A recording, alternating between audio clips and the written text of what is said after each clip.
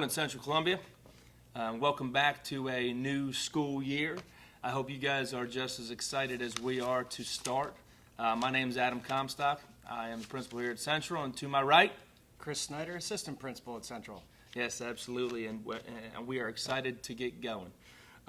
Guys, what we're going to do here today is something different than what you're typically used to when it comes to going over student handbook material, expectations, and so on. Whenever change occurs, it's important that expectations are communicated clearly with everybody involved. That way, we're all on the same page when it comes to what to expect, and that's exactly what we're going to do today.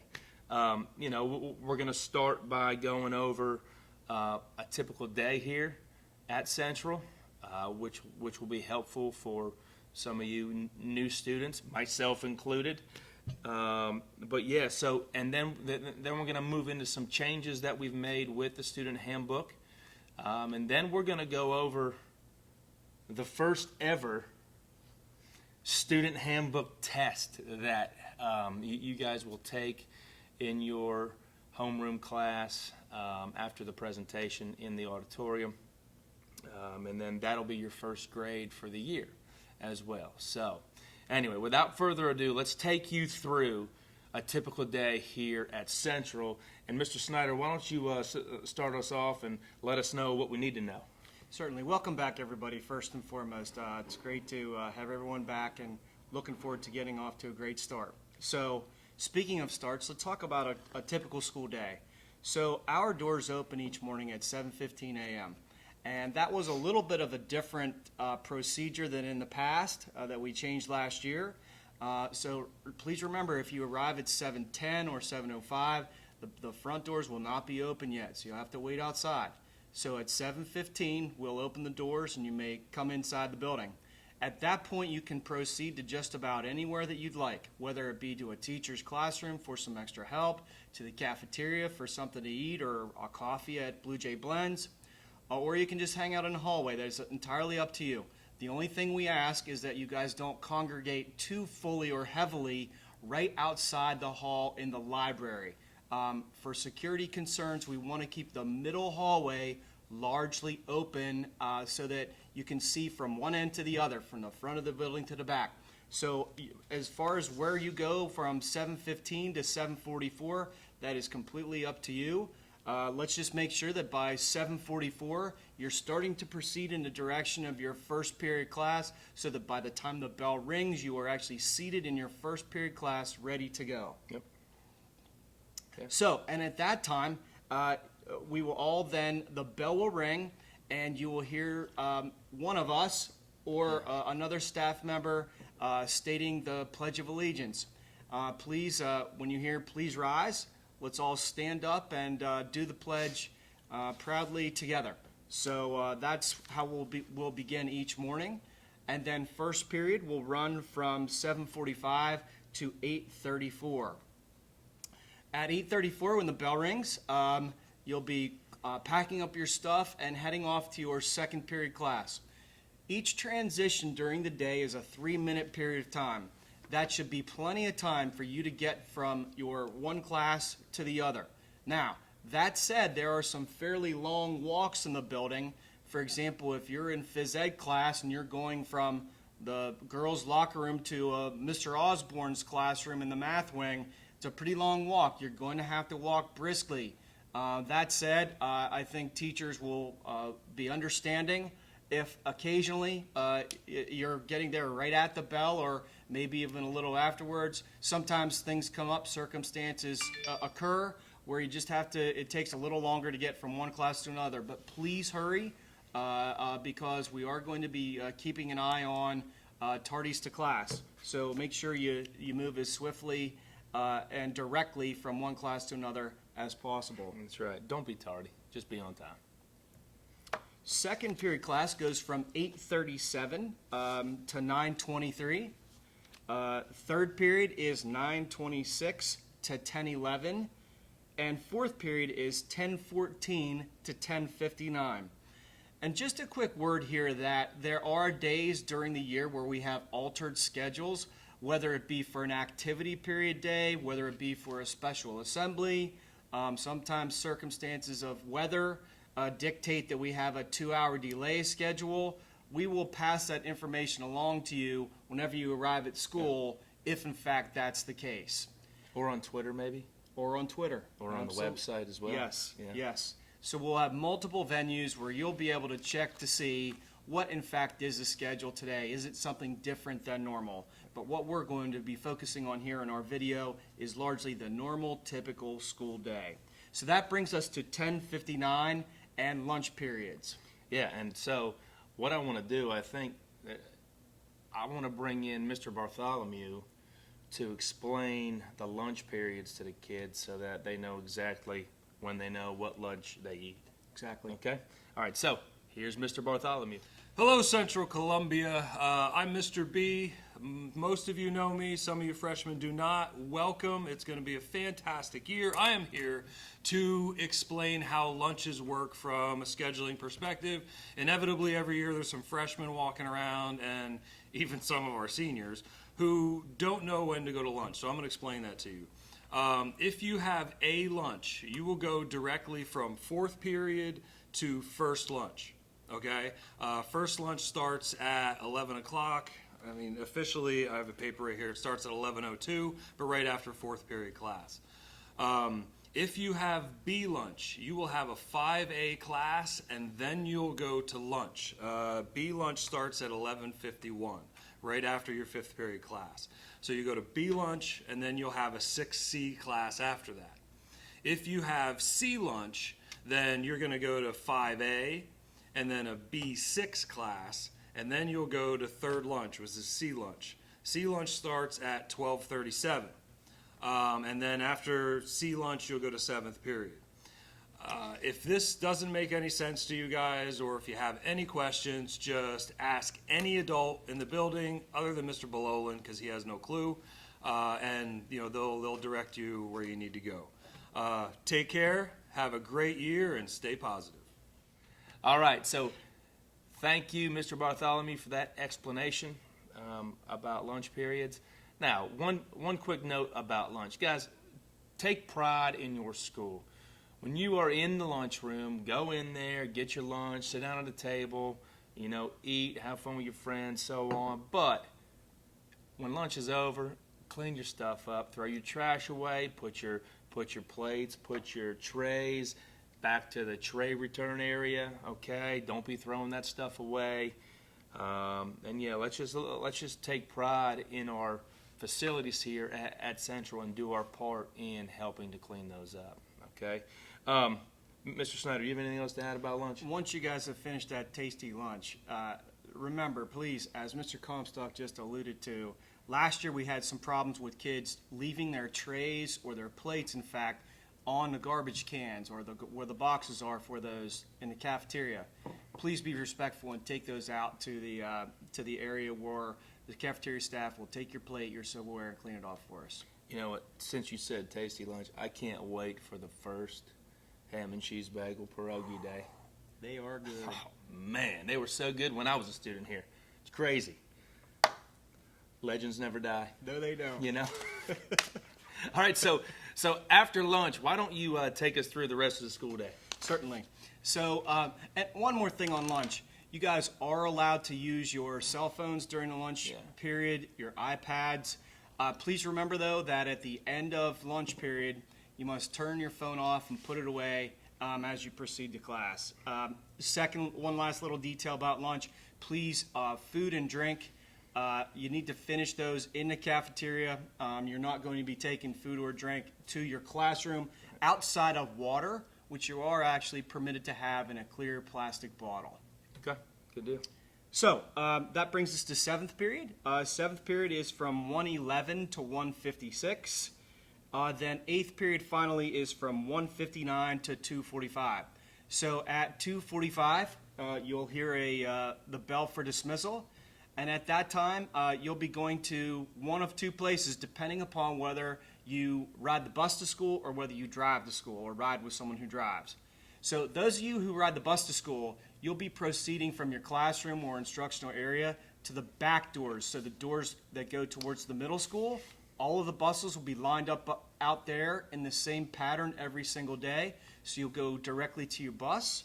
Those of you who drive to school or ride with someone to school, you'll be progressing out of the front doors of the building out to wherever your friend or wherever your car is located to head on home from school.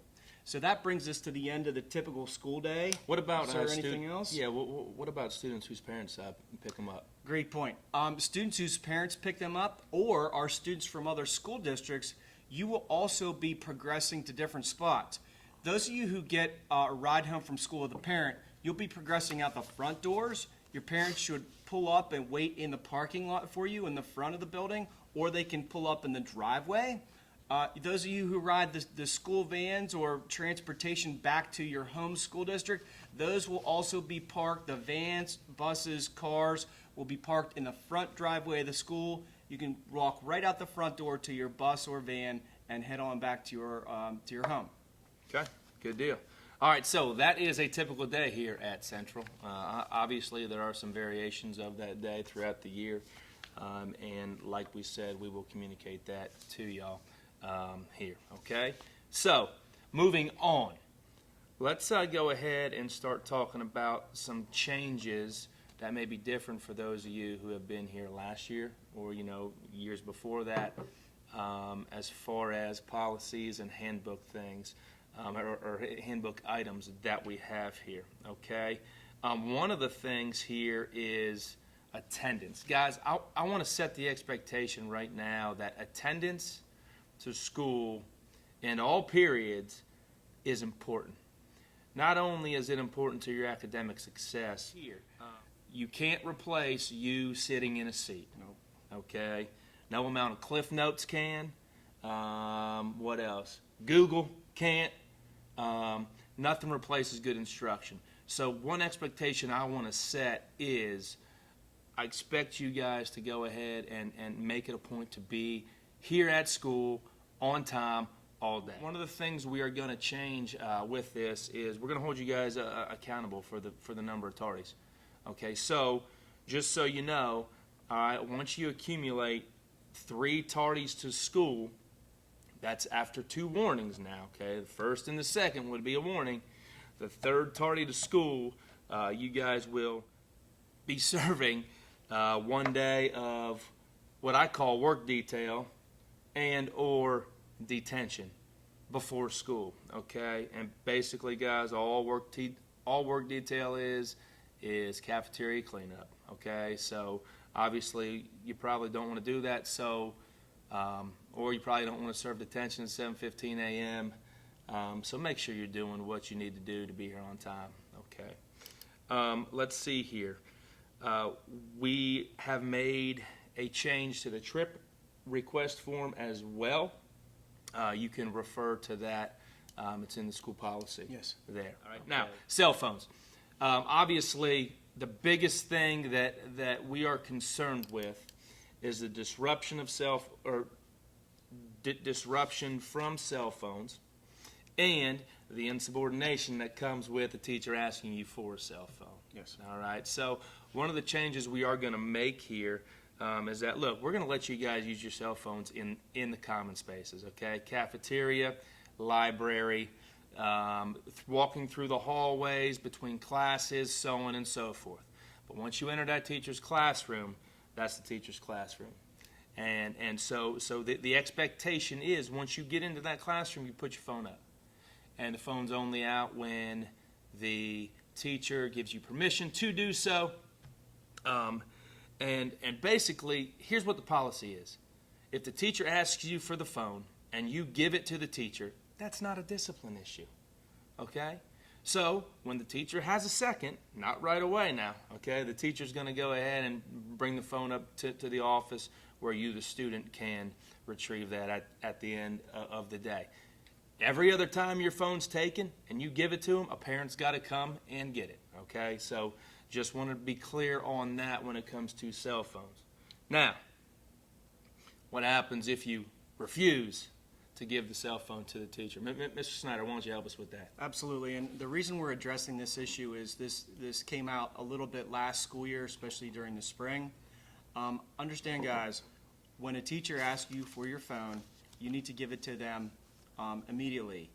The teacher's not going to look at your phone, read any text messages, or scan through anything, nor are Mr. Comstock or I.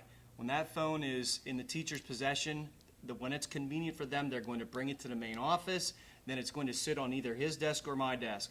You or your parent will pick it up at the end of the day. We're not going to touch it, listen to it, so no worries there. We have no problem with you taking the battery out or turning it off. That is entirely up to you. We're not going to be looking at the contents or anything on your phone. Yeah, and too, guys, listen. I've seen it so many times where, to me, it does not pass the sanity test when a kid doesn't give the phone to the teacher. It just makes it worse. And then, again, just like attendance, you're out of class because you're being punished with ISS or OSS or whatever it may be. So make it easy on yourselves. Make it easy on us. I feel like we're being clear in communicating these expectations for you. So let's make sure we have a good year when it comes to cell phones, okay? All right, moving right along. One of my favorite topics. Mine too. Woo! Vapes, vape machines, whatever you want to call them. E-cigarettes. E-cigarettes, Juuls with 2 U's. Yes. Okay. Whatever else that you may have to plug in to get smoke out of it. Okay. One of those things, or even regular cigarettes. Yes, sir. I mean, listen, tobacco, e-cigarettes, they're all in the same. All right. Just make sure you know this. All right. One of the things that will happen this year that is new is that if you're caught with a vape, tobacco, whatnot, all right, you're going to be assigned work detail, okay, for the first offense, and then you're going to go ahead and also be required to take a tobacco education class, all right, at your own convenience, which I believe they happen like in the evening time. It is evening. All right, It is so evening.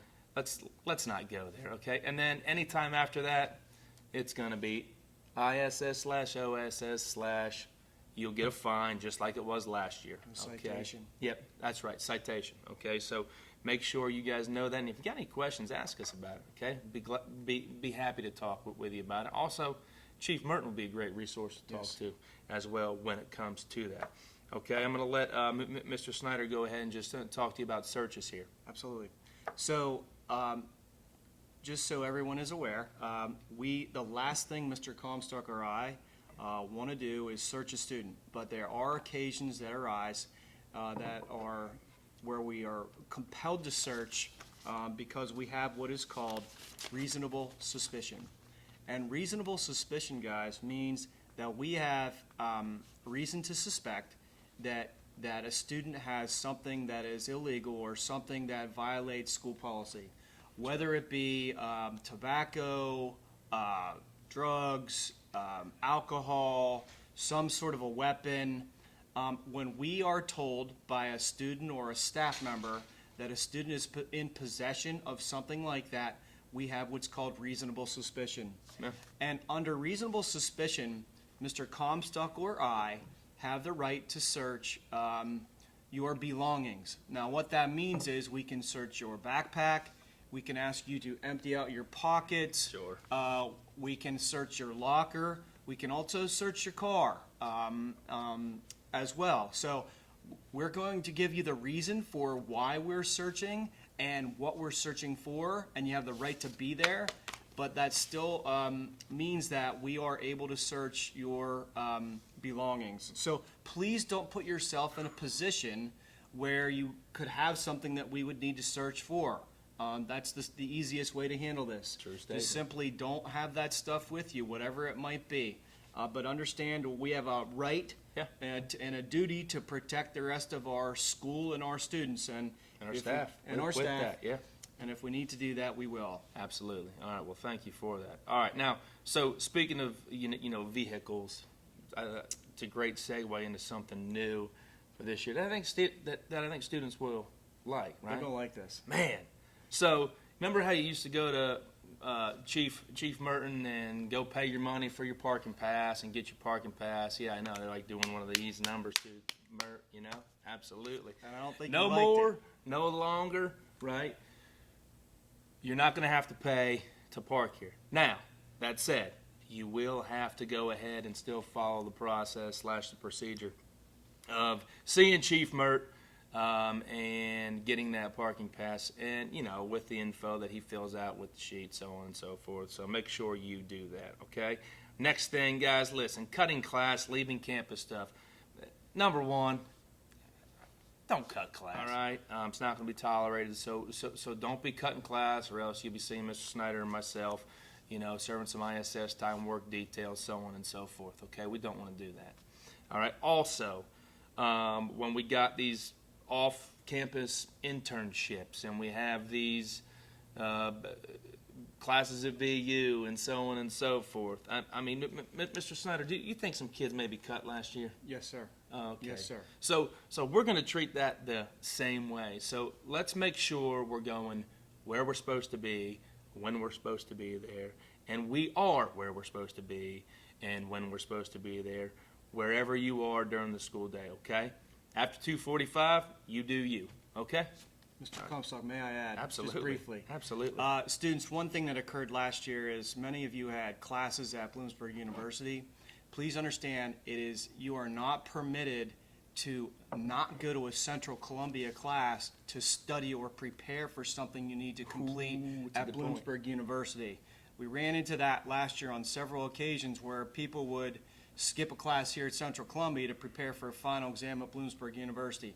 Please understand that is skipping class. Secondly, those of you who have the benefit or the opportunity to do a work experience off campus, please know that if you do not go to your work experience at the time that you are supposed to, or if you choose to not go to your work experience at all, that is exactly like skipping a class here at Central Columbia. Because in fact, you do get credit for work experience. So you get credit for that just like AP Calculus or Manufacturing 1 or Spanish 4. Yeah. So please understand, don't skip your work experiences. Please go there when you are supposed to be there. If you can't go to your work experience for some reason, you need to inform Mrs. Schrader, the main office, and your contact person at your training site off campus. That'd be a tough one to explain, how you failed a work experience, wouldn't it? Yes, it would Oh, be. boy, I'm telling you. All right, so anyway, thank you for that. Now, the last change that we have here for you guys, and guys, none of these changes are huge or monstrous, okay? It's common sense stuff, all right? So just kind of be clear on what we expect, all right? And if you got questions, ask. The last thing here is we're going to talk about the in-class stuff, the in-class disruptions, and so on and so forth. For the sake of this right here, I like to refer to these disruptions as interferences, okay? And what is interfering? Interfering is taking away from somebody else's learning, all right? By making noises where the teacher has to address you in class, banging on the table where the teacher has to address you in class, you know, just doing that little piddly stupid stuff that is disruptive, you know, or annoying. That teachers really shouldn't have to deal with because they need to be teaching. So basically the procedure, and look, I'm a baseball guy too, and so it's just 3 strikes to me makes sense, okay? And I'm sure some of you out there can relate to that, all right? But we're going to go ahead and set the procedures for how teachers will handle classroom interferences in all classes, not just in Mr. Mallory's class or in Mr. Osborne's class and so on and so forth. In all classes, guys, when it comes to being disruptive, the first time you're disruptive, the teacher's going to address you. That will be your warning, okay? The second time in the same class that a teacher has to address you, they will assign you a detention before school, 10, 15 minutes. Again, before school. And then on the third time in class, where you interfere in that same class, you will be removed from class. Teacher will call down to the office. Officer will let myself, Mr. Snyder, Chief Merton know. We will come and get you where you'll serve either an AM time of ISS or a PM time of ISS, given on what class period you were removed from. Okay, and I know we're not going to have to deal with a lot of stuff like this. Okay, you guys are good kids, and I know that your teachers want you in class as well. So make it easy on them, make it easy on us, and let's have a great school year. Yes. So, and anything else you would like to add, Mr. Snyder? No, sir. I'm looking forward to a great year. I think that this explanation that we've given all of you, hopefully it helps clarify any questions you may have had. But listen, we really believe that we have high expectations for you guys, and we believe you're going to rise to the occasion and do what you're supposed to do. And so we'll deal with things as they come up, but we're looking forward to a great school year. Yeah, absolutely. And you know, I'm looking forward to starting here, and I definitely want to see you guys be successful. Okay. So now the next thing that we are going to cover here is going to be our 2019-2020 school year Central Columbia High School Student Handbook Test. All right. Now, this is not an I gotcha. This is us communicating our expectations to you and you showing us that you understand those expectations. It should be an easy 100 first grade for you guys. All right. And in the books. And so at this time, if teachers would go ahead and pass out the student handbook tests to the students, that would be great. And we'll be right back to go over this test with you, all right? All right.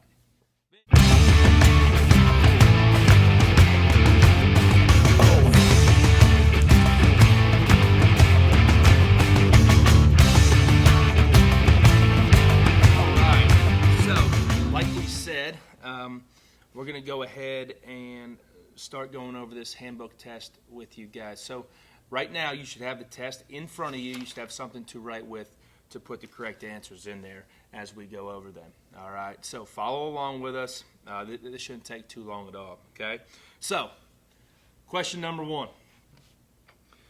The school will be open to students at 7:15 a.m. 7:15 a.m., okay? You guys know that. We've already talked about it, okay? All right, number 2, students should be in their first period class by 7:45. 7:45, okay? Typically, the definition of tardy is you're not in your seat when the bell rings, okay? So just kind of keep that in the back of your mind as well, all right?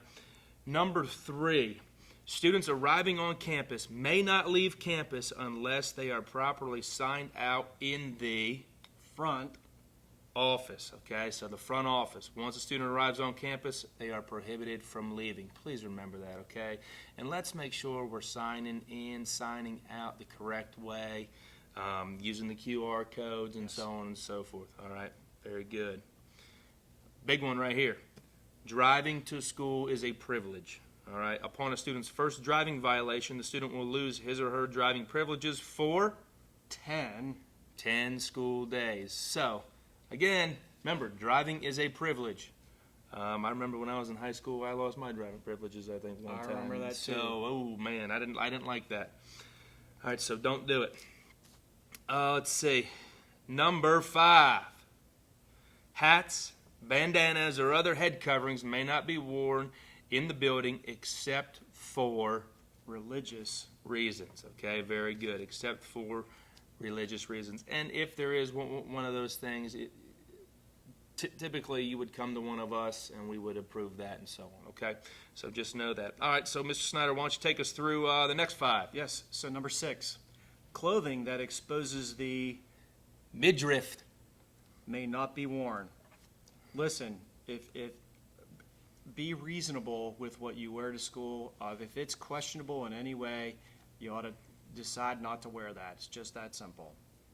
Number 7, cell phones confiscated from the classroom will be sent to the front office. Upon the first cell phone offense, the student will be allowed to pick up the cell phone. Upon the second cell phone offense and afterwards, the parents or the guardians are required to pick up confiscated cell phones. we just explained that. Yes. Yeah. Number 8, Refusal to surrender a cell phone to school officials while in the classroom will result in a Well, it will result in 1 day of ISS. correct. Okay? Now, mind you, that's the first time you refuse. Yes. Second time you refuse, you just climb the ladder. Sorry. Had to get that in there. Question number 9. Well, I guess I start there. Students Are solely responsible for any personal cell phones or devices that they bring to school. Administration at Central Columbia High School, that's us, will not. search for lost or stolen cell phones or devices. Yeah, guys, we're not going to search for cell phones or iPods, whatever, MP3 players, so on and so forth. It just takes up too much time. You guys should be responsible for those. And I think this next question kind of answers what you can do. Yes. Okay. Number 10. Yeah, why don't you read it? In the event that a student has a phone or device that is lost or stolen, it will be the responsibility of the Student, to file an instant report with the Chief Merton. Okay? So with Chief Merton. So just know that. All right, so I guess I'll do the next 5 here. sounds good. All right, so this goes along with this whole social media stuff that, kids do these days. Snapchat, Twitter, Instagram, Facebook. What else is there? I don't know what else they do, but just so many different ways of sending pictures, text, so this kind of covers that, okay? Distribution of indecent materials is a disciplinary offense, okay?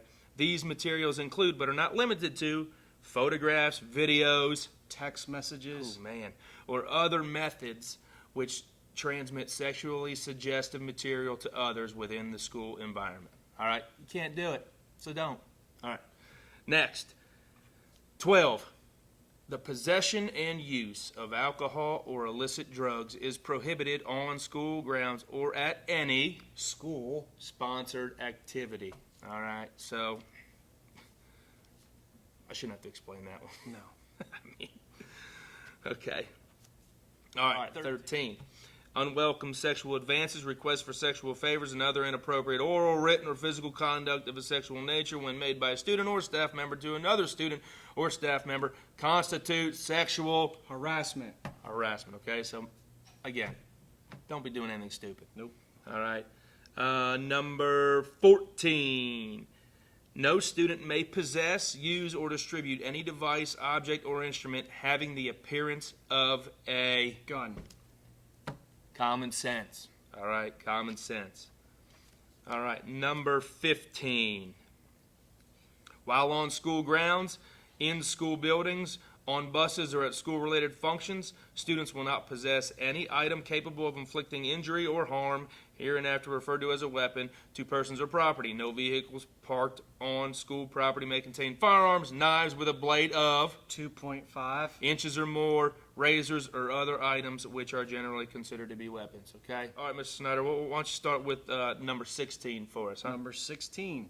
True or false, the same rules that apply at school also apply on the bus. True. It's true. Okay. 17.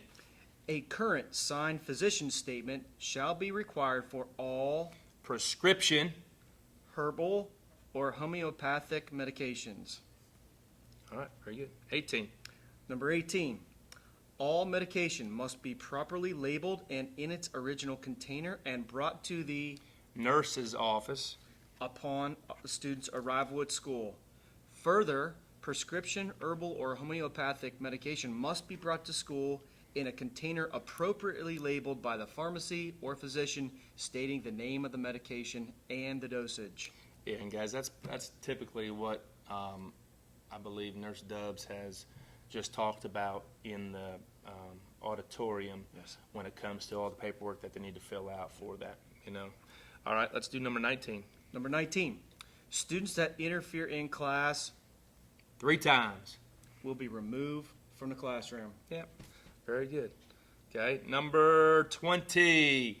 Students that arrive after the 7:45 bell must report to the front office for a Tardy pass. Now look, that's the thing, right? If you're tardy, you come in through the front office, you sign in. Mrs. Johnson will give you a pass, and then you'll go to class. All right. The whole reason why we're trying to cut down on those tardies, because ultimately, guys, it becomes a disruption in that first period class, and we're trying to eliminate that. Okay. All right. Good. Next, so 21. Is that me? Yes, sir. 21? Okay, good deal. So 21, Central Columbia High School does not allow students to use or to possess tobacco products or tobacco paraphernalia, including Vaping. vaping cigarettes. My fault. Yeah, you can't vape. What he meant to say was Electronic. electronic. Yes, very good. Okay, so just know that. All right. All right. Number 22, per school board policy 222. And that lines up good, doesn't it? Yes, it does. And the student handbook. Any Central Columbia student found to be possessing or using or possessing a Vaping. vape device. I find myself laughing when I say a vape device. I don't know why, I just do. All right, a vape device on school property, including school buses, bus stops, and so on, or during school activities will be issued a citation by Central Columbia School Police upon their second offense, like we've told you before, okay? The associated fine will be up to $50 with an additional court cost totaling over about $100 more. So just kind of keep that in the back of your head, okay? 23, a student's third tardy to school will result in 1 day of work detail / morning detention. All right, don't go there. Be here on time, all right? Let's see here. 24. In order to obtain your student parking pass, you need to see Chief. Merton. Boom. That's like the simplest question ever. And Easy you one. don't have to. Pay. Oh, you don't have to pay. So, you're welcome. And I guess when you see Mr. Groshek, thank him as well. Thank him as you well. know. All right, so number 25. Students should use the restroom Closest. to their classroom. This always gets me, because there's always that person Seems so simple. who is coming out of, a math class and is going to use the bathroom, maybe down by the gym or down next to Coach Brown's class or somewhere as far away as possible. Doesn't make a lot of sense. No, it doesn't. Use the bathroom closest to your classroom, okay? Appreciate that. All right, finally, number 26. In order to use the restroom during lunch, students must obtain the Restroom pass. and take it with them to the bathroom. Guys, why are we doing this? Simply because we're trying to cut down on the group of 5 people going to the bathroom during lunch and passing around the electronic vaping device. Okay? You know who you are. So just that's why we're doing it. So just make sure you adhere to that, and everything will be great. Okay? All right. So I feel like that covers the majority of the stuff that we're gonna, that students will need to know this year. And students, look, if you have any questions for us, please feel free to stop by and ask us. Again, the intent of this video, the intent of this test here, is to make sure that you are well aware and fully understand what to expect, or what we expect of you as students here at Central Columbia. We hold you guys to a high standard. That doesn't change from, because we've always held kids to a high standard here. So we want to definitely keep that up. Mr. Snyder, you got any final words?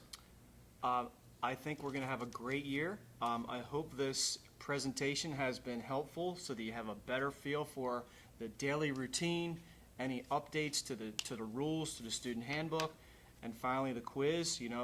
We're trying to make the expectations clear for all of you so that you understand right from day one what you are supposed to do. And I fully believe that you're going to do that. So I hope you have a great school year, and we're looking forward to getting things going. So welcome back. Yeah, absolutely. And with that, I hope you guys enjoy the rest of your day. Hope you have a great first day of school. If you need anything, come find us. And as always, go Blue Jays. Let's go. Yeah, it's good. Okay. So then from there, what happens? Well, at that time then, there will be, you'll hear the national anthem be played. No, it won't be played because we don't play the national.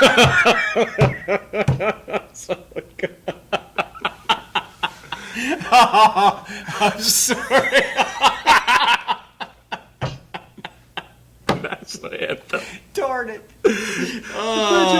We Hey, used to play it. We can cut that out.